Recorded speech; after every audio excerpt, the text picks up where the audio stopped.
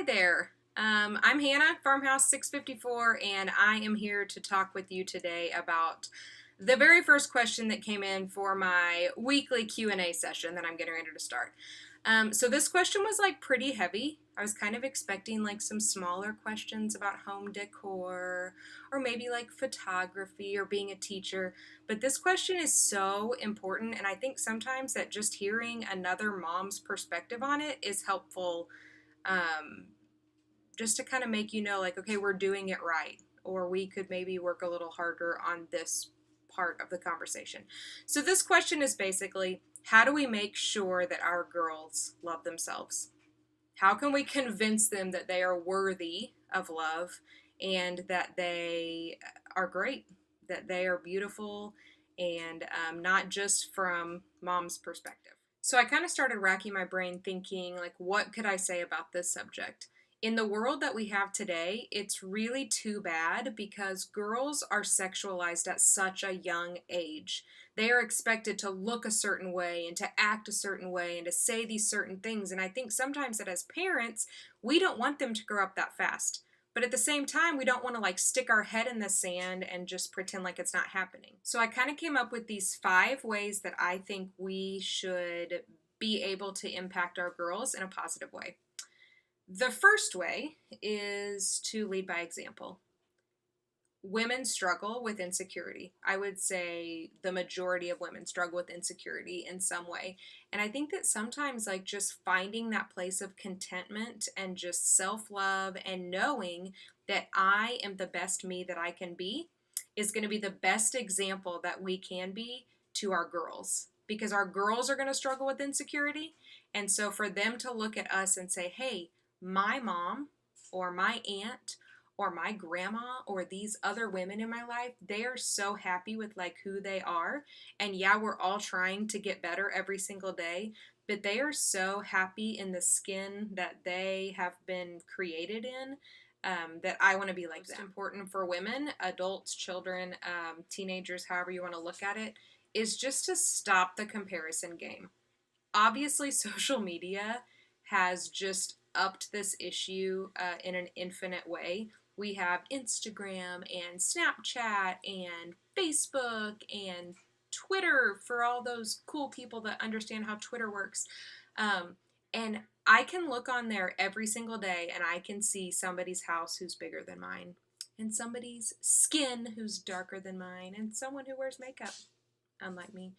I can see these children who seem to be listening, and I can see these spouses who seem to be making all of these wonderful comments about their wives or husbands, and it's pretty easy to compare. But the thing is, it's not real life. Even I have an Instagram, and sometimes my desk looks like this. And maybe I would not put that on Instagram. Sometimes the sewing machine is still sitting out on the dining room table. And I think that, like, that's just real life. So to know that I'm not alone in my house and in my looks and in these feelings that I have about myself, there is no reason for me to compare myself to other people, because nobody else is me. None of us are walking the same road or living the same life. Number 3 is just to learn positive self-talk. I think sometimes that we question ourselves so much and we have these insecurities that we are contributing to our own negativity. And so we need to teach our girls to say, I am strong. I am amazing. I am the best Hannah Newkirk that I could be. You know, I'm the best Harley. I'm the best Claire. I'm the best Maddie. Nobody else can fill my role in this family. Nobody else can fill my role in the classroom that I'm in. Nobody else can impact other people's stories in the way that I can.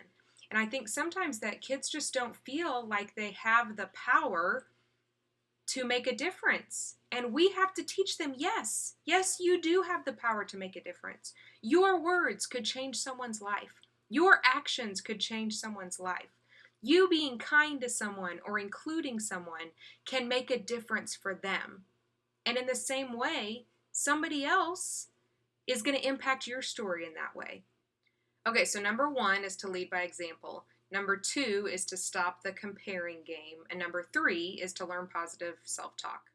Number 4, I think, is an important conversation that we need to start having very young with our girls, and that's just about leading a healthy life. I think healthy is more important than pretty. Healthy is more important than skinny. Healthy is more important than smart. Healthy is more important than popular. And I think that a lot of times healthy becomes this thing that we think about with physical wellness, which is true. We want to be healthy in a physical way, and whether that means that we're putting the right things into our body, keeping the wrong things out of our body, moving enough, all of these kind of things. But healthy also can be a mental description. Healthy can be a spiritual description. I think that we just want to focus on being healthy as a whole person. And sometimes one of the ways that I try to do that is just to always be making myself better, challenging myself to do better. And I think that as parents, we have to do that to our girls too. Maybe we have to stretch them to do something that's uncomfortable. Maybe we have to teach them these skills in dealing with things that maybe we don't want to deal with. And I think sometimes that our tendency is to rescue, to jump in and to say, oh, here, let me just fix this for you, sweet baby. I don't ever want you to feel pain. And yes, as a mother, that is exactly how I feel sometimes. But I don't think that that is a healthy reaction.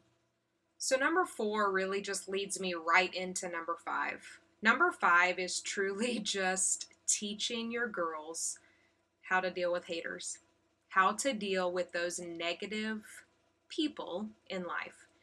And I think that through the years, as adults, we have to learn the appropriate way to deal with people who maybe are not the nicest in the world. And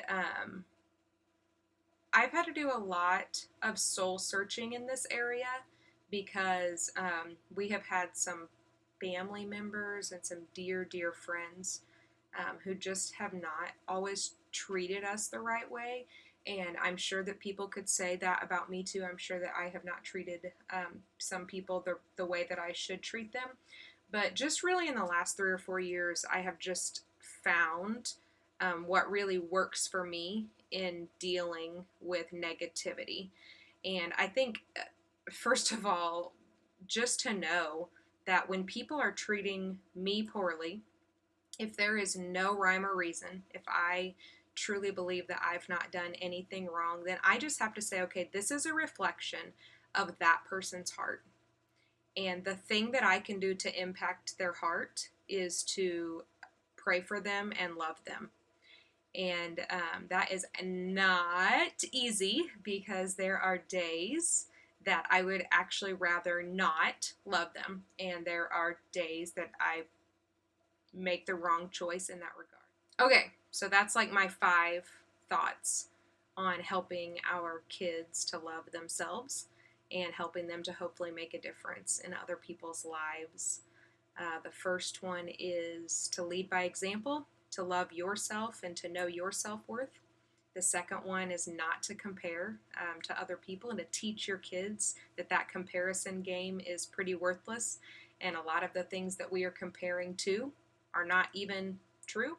The third one is positive self-talk, making sure just to talk to yourself about how amazing you are and not to let those little insecurities creep in the back of your mind. The fourth one is to be striving for a healthy life in all areas and to think about that word healthy, not necessarily right or pretty or skinny or any of those other things that the world tends to throw to you, but just to think about healthy. And the fifth one is just to learn to appropriately deal with haters and to learn just how to love on people, even when it's hard. So anyway, I hope that these 5 thoughts of mine, just kind of based on my upbringing and some authors that I adore and just life experience, I hope that they have just given you some insight into just some ways that we can make our girls love themselves. Okay, next Q&A session. See you next week.